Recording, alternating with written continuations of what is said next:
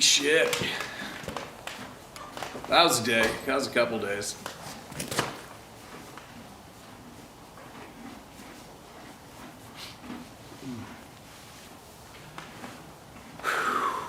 Relax time.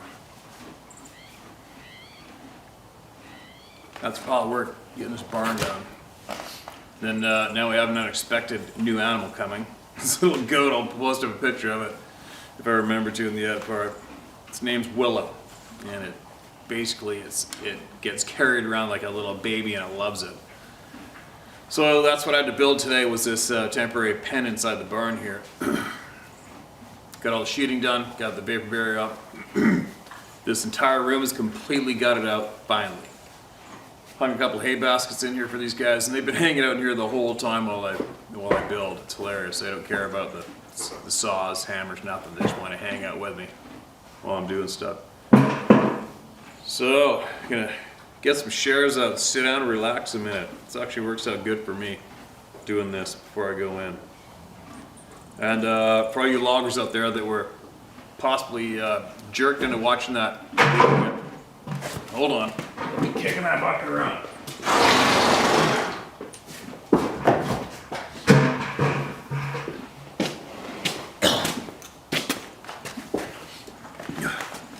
I know there's a pile of loggers out there that know exactly what we're talking about here in this channel. I know there is a pile of loggers out there that have seen these things, heard things, know about them, and they are probably been forced into keeping their mouths shut. They don't want to admit to the co-workers or whatever. Just so you guys know, the cat's out of the bag, man. The cat's out of the bag. Everybody knows. Most of us know. And you don't have to leave your name if you want to share what you know. You don't have to. I haven't screwed anybody over. Whatever you want me to not share, I don't share it. Lots of people bitch at me for that too. I don't know why. I haven't a clue why. Who in their right mind would ever encourage giving somebody your word and then breaking your word? I don't know how many, I've noticed that a few times. I've had that pointed out, of people blowing a gasket because I don't share what people ask me not to share. What are you, stupid? Grab some character at the corner store, right? Some integrity, some honesty, for God's sake. Get your head out of your ass. You don't do that to anybody ever, under no circumstances, whatever. But anyway, back to you loggers. Just share what you got. Share what you know. You can leave out, you don't have to say who you're working for, what mountain you're cutting on, whatever. You don't have to say nothing. Just tell us what you know about these damn things, and give us a chunk of your knowledge, all right? There's a lot of people out here, including other people who are in the same profession as you, or even possible co-workers, that could really use your knowledge, what you know, what you've seen, what you heard, all right? Because it's helping put these puzzles together. All right, let's get on with some more shares here and get the word out. Sierra vocalizations. Absolutely everything familiar about that title. Hi Steve, really enjoyed the channel and the stories. My deepest condolences for lost Mr. Macaroni. They're part of the family. Lost my little service dog back in April after 12 years of being on my side. I miss that little girl every day. I must say, if my daughter's brought home guys with your morals and ethics, I'd be a happy dad. LOL. Thanks for those kind words, man. Anyway, on to the story. August 7th, 2021, in the area of House Reservoir, down Granite Springs Road in North Carolina. Myself and 3 buddies were camping. One of them is a hunting buddy, and he and I were up there scouting for deer season. He and I had scouted around earlier in the day and found a lot of sign. Good prospective area. After the other 2 buddies broke their camp and headed home, our goal was to glass the valley that ran along the road and where we'd been earlier. It was about 8:30ish. We decided to head back to camp. Well, walking back, we'd heard something a long way off down the valley. It was strange. A mix of a bark, a growl, and a crump. We heard it a couple of times, way down about a mile down the valley. My buddy and I are avid followers of your channel, and the first thing was, "Oh, hell no," with a laugh. He was able to get Wi-Fi and was looking up local wildlife sounds. Nothing matching. Steve, we had seen a big black bear. That's what I thought it was at first. As the evening progressed and we were pre-packing our gear, he asked, "Hey Al, you hear that?" "Nope," says I. "What?" It was loud, he said. I stopped what I was doing and I said, you know, there's been encounters where people heard something and other members of the group didn't hear a thing. Later, we thought we heard the same movement in the trees and the brush about 25 yards away between us and the road. We chucked it up as critters and hit the rack. At about 2:30, I woke in my hammock/tarp and heard something moving around about 10 feet or so from my shelter. I actually sniffed around and didn't smell anything. I just figured it was my buddy walking off to do a nature's call. The next morning, as we were finishing up our breakdown, I asked him if he had gotten up. He said, around 2:30? Nah, but I heard something walking around. Thought it was you. It didn't seem like heavy stepping, but definitely bipedal. We'll be back up there in 2 weeks for hunting season. Let's see what happens. Hopefully you got the email I sent you in May about the encounter my dad had back in the 50s. Use my name, I don't give a damn what people think. Keep up the good work, Al Martin. Thanks, Al. And you know, you guys might want to think about bringing a few extra trail cameras possibly and put them around you guys where you sleep and cook facing out towards the timber, possibly. If you don't want to get harassed too bad and camp at nighttime and get some sleep. And don't forget to say out loud, I know you're here, you know I'm here. Let's not screw it up for each other. And mean it. That's what I do, all right? You don't want to have I mean, it's up to you. There's lots of people out there trying to have an encounter with these things. I haven't a clue why myself. You just got to be careful what you ask for out there, right? Careful what you ask for. Listen to all these experiences. The outcome's never really something to be it's never something to be craving, right? What's this? Title, second encounter. Be safe and good luck hunting, you guys, but be safe, all right? Steve, D from Northern again. As I said in my first email that I had a couple other experiences. Well, it's what happened the second time I seen what I call the big guys. As I told you, I've done a lot of things in my life. As I said before, my grandfather would tell us stories, teach us as we sat on a ditch bank or laid in a field and looked at the stars, waiting for the water. One of the things he told us was never pass up an opportunity to explore or learn new things. I think that is why I ventured out into so many things in my life. At one point I was cowboying, training horses, chasing cows, and yes, doing a bit of rodeoing. It was always a good time at the end of the summer to get invited to go to the mountains and help gather cows. It always started before daylight, and your day ended when there was no more light.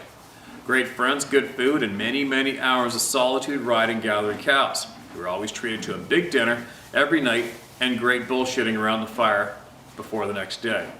This would have been around the mid-80s.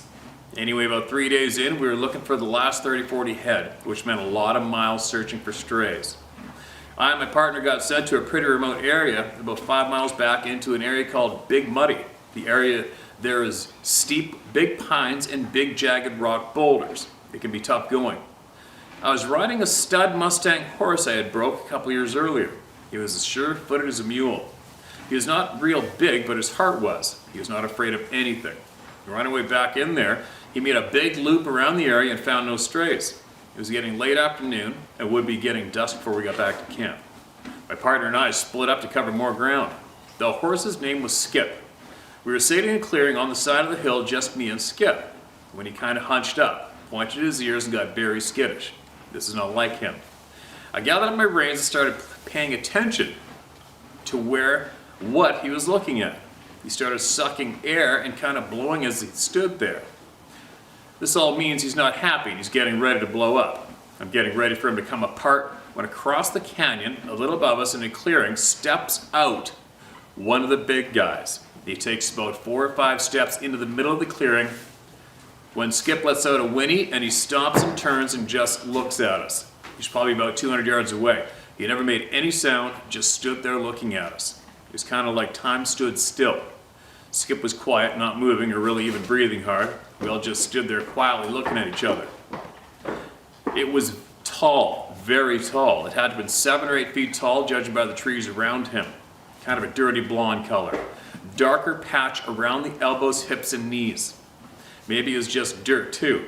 Had long, I would say, shoulder-length hair and a longer beard. The hands and feet and face were darker in color than most of the hair. It swayed back and forth as it stood there. It was very broad at the shoulders and narrowed at the hips. Long arms, very thick, powerful thighs. It was far enough away that I never could make out the face much at all. It didn't appear to have a neck or much of one anyway. After what seemed like 10 to 15 minutes staring, Skip started moving gently under me. Then he pawed the ground a few times. I looked down to ensure he was not going to bolt out from underneath me. When I looked back up, he was gone. I have read and listened to a lot of the experience of others. I've heard of the sheer terror people have felt and the feeling of doom they felt. Don't get me wrong, I'm not here to say or judge anything. I'm just saying that I've not experienced that. Yes, my brother and I felt what I call pressure to move on. Keep going, but not scared shitless as some have talked about. I've also heard others talk about mind speak, getting told things without speech. I emailed you about this subject. I wonder if we humans react to these things we don't understand to the point we terrorize ourselves. It is human nature to fear the unknown. Like I said, I'm not judging anyone and their experience. It's just a thought. I'll relate the last experience later. Thanks, Steve, for giving people a place to share the things that they can't with others for fear of ridicule. Like I said, I've seen too much and experienced too much evil to be scared of much of anything. We as humans are a pretty shitty race. We are really the cruelest inhabitants on this planet. Anyway, thanks again. Keep up the good work. Keep your head down on a swivel. Mind your six. The ones that don't want all the things that go bump in the night brought out into the light surely are listening. You know what? I'm sure they are too, and just for those dark pricks, you guys can ram it up your ass. How's that sound? P.S. Just for you, all right?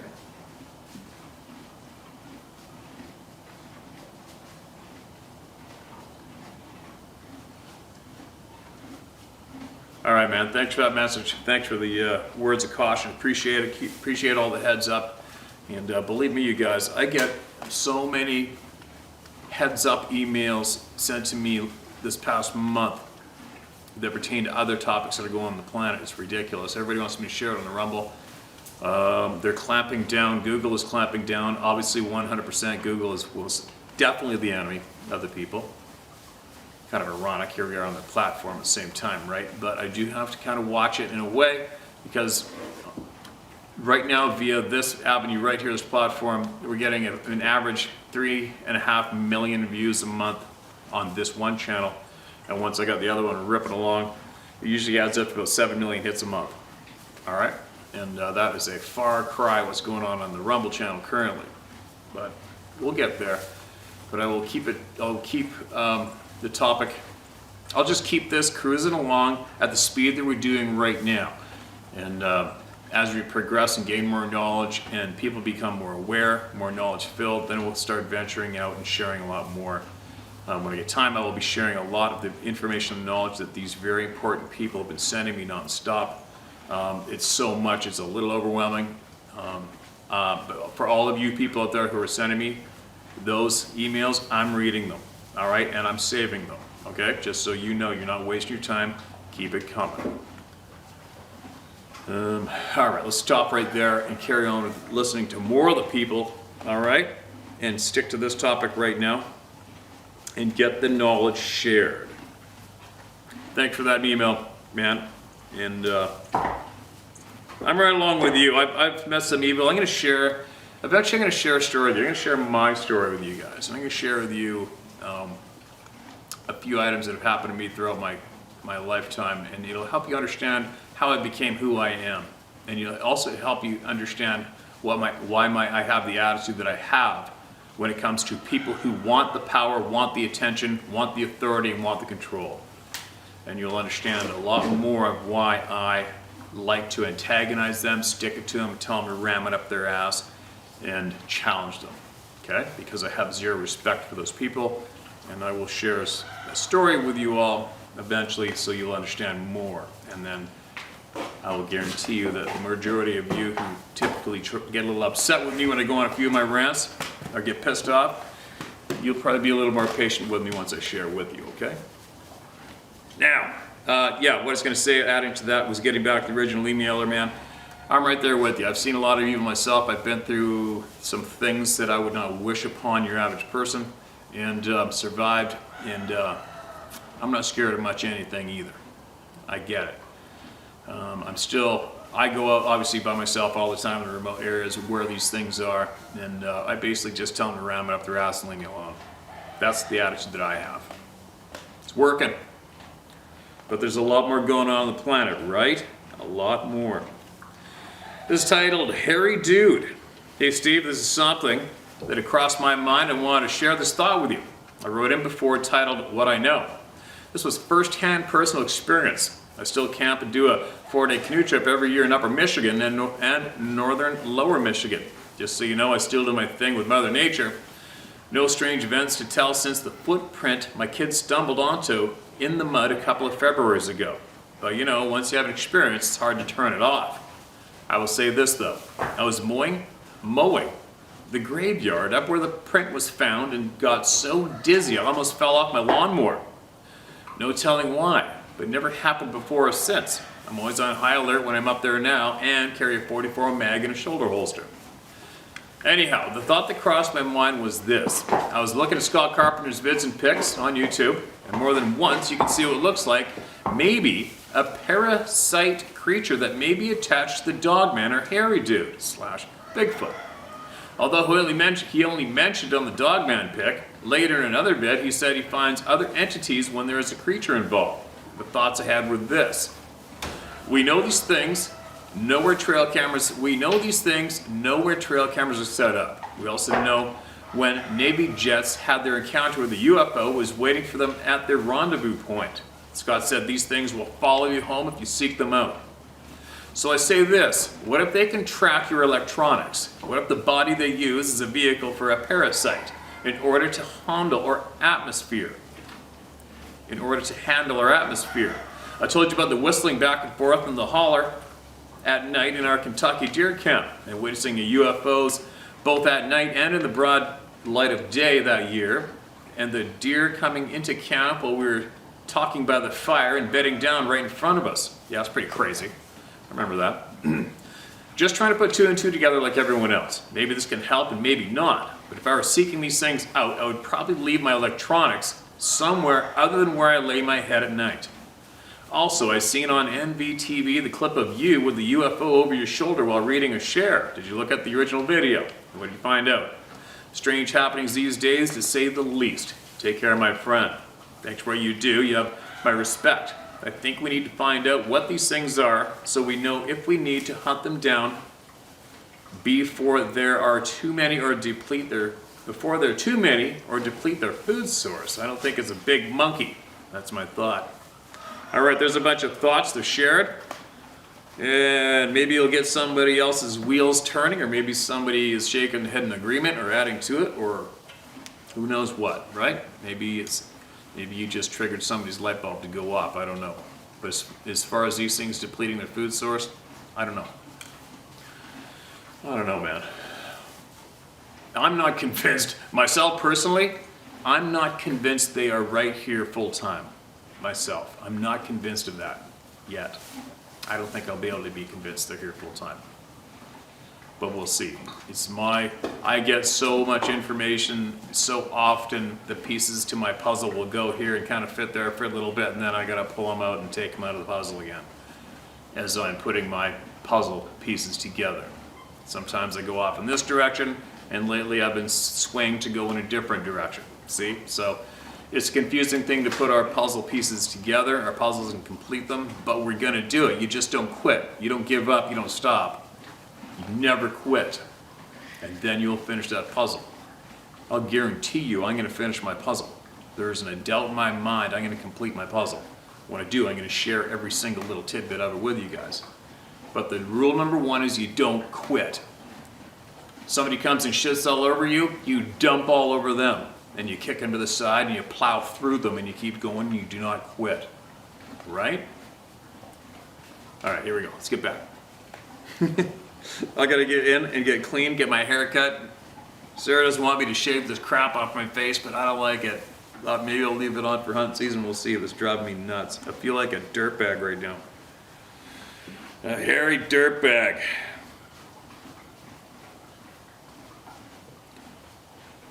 Okay, what do we got here? Humboldt and Trinity County, California experiences. I want to start by saying thank you for bringing light to this topic and giving people a place to share and get validation for the things they've seen.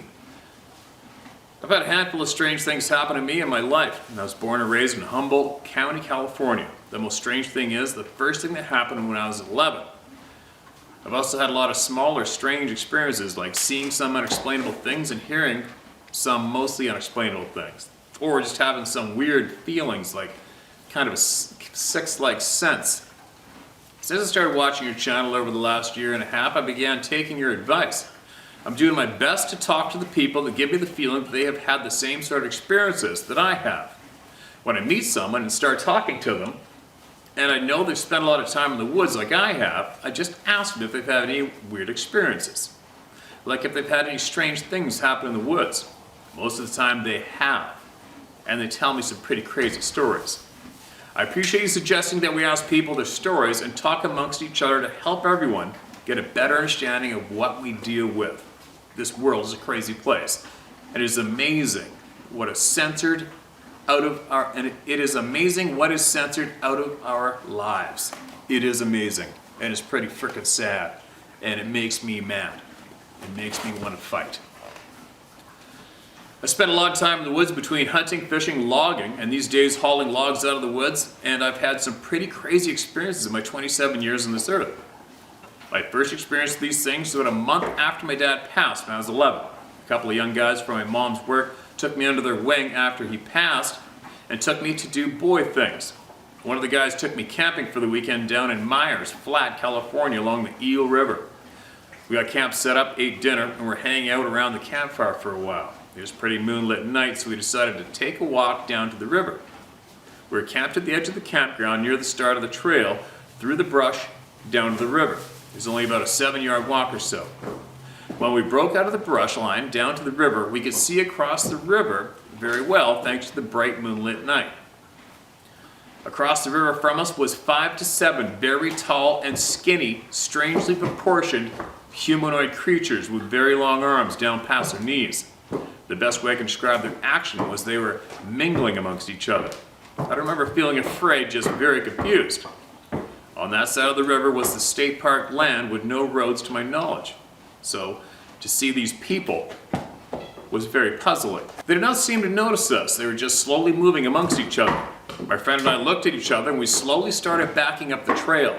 We didn't say a word down there, but when we got back and sat next to the fire, we were having trouble wrapping our minds around what we saw. Him and I sat around the fire for a couple minutes talking about what we saw, trying to make sure our minds were not playing tricks on us. We were both pretty unsettled. I was 5'4", 11-year-old, so naturally I was scared shitless. But to see this guy I was with be so spooked really said something. He was an 18-year-old, 6'6", 300-pound linebacker. So he balled our tents up and shoved them along with our gear into the trunk of his Mustang and left. This is the first of many weird things that happened to me in my life out in the woods. I never really thought too much of it. I always thought of experiences kind of like, oh yeah, the time I saw a Sasquatch on the river. Little did I know this would be the first of many strange things to happen in the woods for me. The guys from my mom's work were not the only ones to take me under their wing when my dad passed. My dad's Coast Guard buddies also did, one of which, Mike, taught me to hunt and took me in the woods regularly for weekend fishing and hunting trips. My first deer season hunting was with him. I was 14. One weekend we were checking out some new areas to hunt, and it must have been late October. It was cold and the ground was wet from recent rains. We wanted to check out a place called Fish Lake, the popular camping and fishing lake in the summer. This is our area. This is in an area of Bluff Creek where the Patterson-Gimlin footage was taken. Not that that adds to the story, but it might give some people a point of reference. The campground was closed for the season, so the gate was locked and there's nobody around. We parked the truck at the gate and walked in. We took a path that circles around the small lake. We're almost to the far side of the lake when a couple of ducks took off from the opposite side heading straight for us. We paused and thought it was strange. So we changed course and headed back the way we come.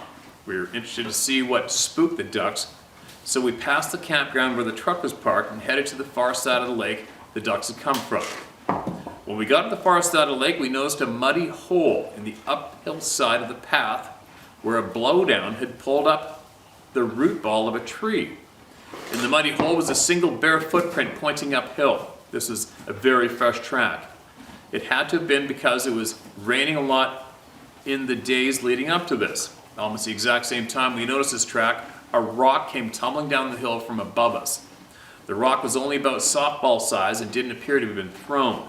The terrain in the area was very steep and rocky, so I figured maybe it got knocked loose by whatever was up there just blocking.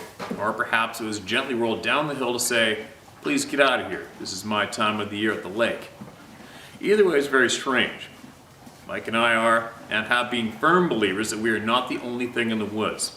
I previously shared my Myers Flat experience with him, and he'd always believed me. We did not feel in danger nor afraid at Fish Lake that day, but to be respectful and not push the issue, we walked back to the truck and continued driving up Onion Mountain above Fish Lake. We only had a couple of hours left of daylight, so we wanted to go explore more of that area. We drove all the way to the top of the mountain without seeing one single game animal. When we got close to the top of the mountain, we both started to get uneasy feeling, like we shouldn't be there. We began talking about turning around, but wanted to use the last bit of daylight to get to the top and then turn around. It wasn't long after feeling uneasy, we saw something kind of nasty and puzzling. In the middle of the dirt road was an enormous human poo. It was shaped just like how a healthy humans would be shaped, just enormous. The diameter had to be equal or larger than a Budweiser can. At that point, it was good enough sign for us to leave. Once the truck had been turned around and we headed down the mountain, the feelings of being watched began to grow. By the time we had reached the bottom of the road, the feeling began to pass. I've never gone back there. I kind of figured whatever that things were out there just don't want any company. Thank you for taking the time to read this. If I get time, I'll edit the rest of my stories. I recorded them using talk to text, so it takes kind of a while. I'm very busy in life right now with 2 young children, a wife, a farm, and 2 full-time jobs. Once again, thank you for giving us an outlet. All right, Bo, thanks for sending that in, man. I think you're another classic example of what everybody usually mentions. As soon as you see one of these things, become aware of them. It's almost like you're targeted. And you unfortunately get to experience these things possibly numerous times throughout your lifetime, right? But the best thing you can do is do what you're doing. Speak openly and honestly about it. Share that knowledge with your kids. Tell your wife. Even if if your wife wants you to shut up and not talk about it, at least you told her, right? At least you told her. At least you were honest, and at least you shared with all the people out there, right? That's the way I look at it. It's like when I'm talking to people, especially in rural places, and I tell them honestly what I know. It's up to them to do what they want. But at least I told them. At least I was honest, and I told them and gave them the heads up. All right? There's not much more you can do. Keep talking out loud. Keep talking out loud.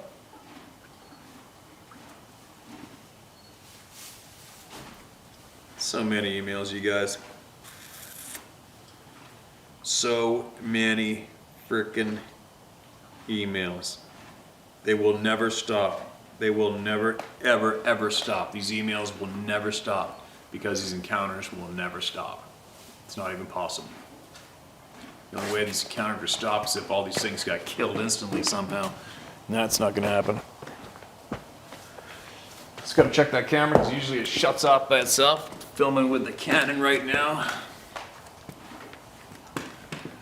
Growling owl calls, human-like laughing encounter.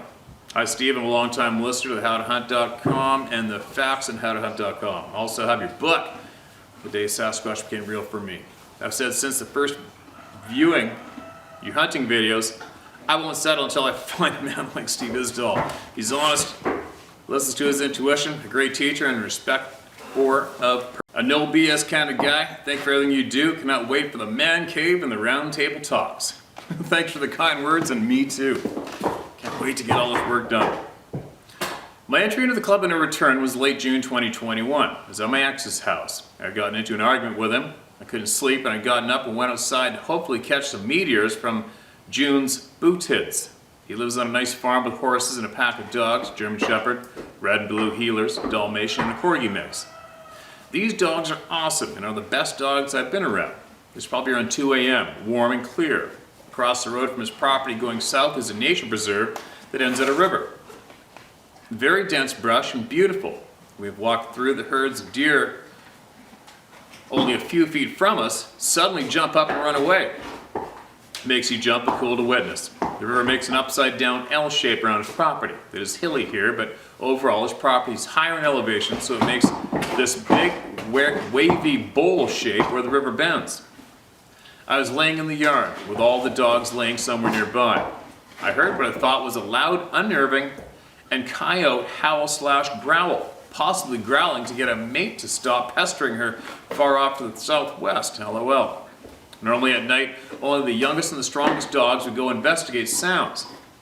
But at that howl, they all suddenly tore off down the drive into the preserve where were barking fiercely, but not going any further than the edge of the preserve. Then dogs at downriver properties began crazy barking. I realized I had been hearing dogs crazy barking in a progression as if something was coming upriver and coming quickly. My dogs were still barking, but I thought I heard another howl/growl, and the corgi, the youngest, came tearing back to me as fast as she could, scared and wouldn't leave my side. She was whining, shaking, and looking nervously at me and back at the sound. I'd never seen her this way. The rest of the dogs came back a few minutes later. They all looked scared. They walked as if they didn't want to be heard. They'd been barking nonstop at their fiercest level, even jumping and lunging towards the source of the growl, but now they were all dead silent and remained that way for the duration of the encounter. As soon as they came back to me, I began to hear owl sounds right around the bend of the river. At that very second I thought, oh shit, is this a Sasquatch? I began recording, but my phone didn't capture the intensity of the sound.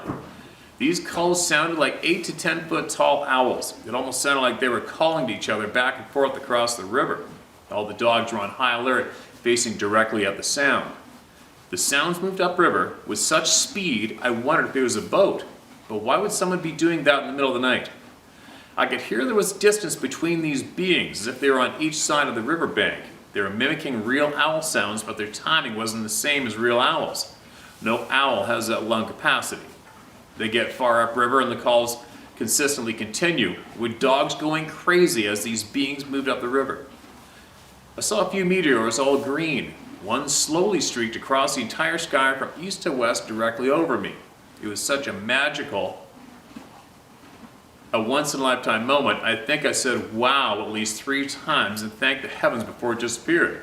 Then they began to come back down the river. It's probably been an hour since the encounter started, possibly longer. They went miles to the north of me. I was truly stunned at how far away I could hear them. The hills around the house block out sound. This is a dirt bike racetrack on the adjacent property, and you can barely hear their engines as they come up the steep hills. Whoa! Now it sounds like there are 3 of them, and the third owl call is different, smaller and weaker, but playful, if that even sounds possible. Maybe it's a juvenile or a female. I can distinguish the vocal differences in each owl sound. Once they reached the bend in the river again, they stopped and began hooting shorter, quicker hoots. Then all 3 of them hooting at one time, back and forth. This went on for a handful of minutes. When these beings began hooting all at the same time, 3 of the dogs ran away from me and hid behind the house. Something I'd never seen them do. They normally go after anything that potentially comes on the property. Only the alpha and beta males, a massive German Shepherd and a red heeler, stayed right next to me, and they looked like they could faint from fright, so I was definitely feeling scared. I'm shaking even typing this. True terror. A feeling I've never felt had completely overcome me. I was nervous before, but they weren't that close. The German Shepherd was actually sitting on my feet, body pressed against me, and the other was pressed to my side. It sounded like they were getting closer to me and fast, and their hoots were getting quieter. At this point, I began talking to myself like, what the F, what is this? Is this really happening? I kind of yelled and said, oh my God, what's going on? What do I do? At that, I heard the scariest human-like laughter I have ever heard. Probably 8 short and quick ha-ha-has. Then a long and drawn-out ha. Then the worst of all, a long, growling, and deep decrescendo, ugh. The end of that last ugh was the most terrifying growl I've ever heard in any animal. It was a deep throat gurgle. Ha ha ha ha. Hope I mimicked it, or maybe I don't hope I mimicked it. I was whispering this sound just now to get an accurate description. My dog is barking and in protector mode. Even making that sound has dark energy. It was so loud, it sounded like a teenage boy in puberty, but it was not human. No human could possibly laugh that loud from the distance and for that long. I literally jumped into the air and screamed and ran into the house. Then I come back outside, nor did I try to look out the windows. It was all I could talk about for days. That next night, me and the ex were standing out in the horse barn, and real owls were hooting nearby, and the corgi got scared again, but was looking up towards the sky this time. She calmed down after a few more hoots. Interestingly, only a few days after this experience, I saw a post on my ex's son's Facebook account. The son has riverfront property a couple of miles downriver. The post was about bears being sighted in our area, and the friend was asking the son something like if he thought their Sasquatch would fight that bear and eat it if the bear came their way. There have been reports for so many years that sadly in my state was unfamiliar with this particular area. Once again, I thank you for being the guiding example, for encouraging and guiding us, the good-hearted, hard-working, good and honest people, seeking the truth and coming together as a community to battle this war we are in against the lies and evil that are trying to take over. I appreciate the time. Thanks, Rachel Goins. You can use my name. I hope I pronounced your last name properly, Rachel. I kind of suck at pronouncing some words on here. Goins. Goins. Rachel, thanks for that email. That must have been one hell of an experience, especially stretching over a frickin' hour. And I've heard the owl hoots myself for sure. I've heard something mimicking wild game birds.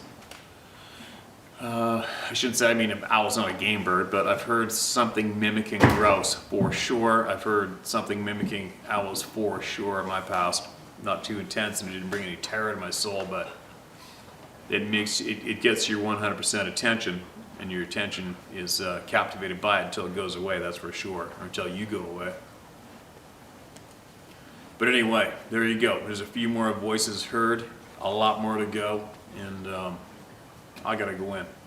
My day has come to an end, and I actually do enjoy cracking open the emails. I do absolutely enjoy reading every single one because I love the knowledge. I want to hear it all, I want to learn it all, and like it or not, every single one of us is running out of time. We're all slowly dying. Some of us are going to die sooner than others, but one guarantee is we're eventually going to die. So that means we run out of time. So utilize it well. Do what you love to do nonstop, and don't stop learning, and don't follow people. All right? Follow yourself, use your intuition, your sixth sense, and do not be misled. Don't let anybody lead you anywhere. You gather information for yourself of all sources you can, and you make every decision for yourself when it comes to numerous topics, all right? Do not follow, okay? Share knowledge. Acquire knowledge and share knowledge. That's what we're supposed to be doing. If we do that, we can't lose, right?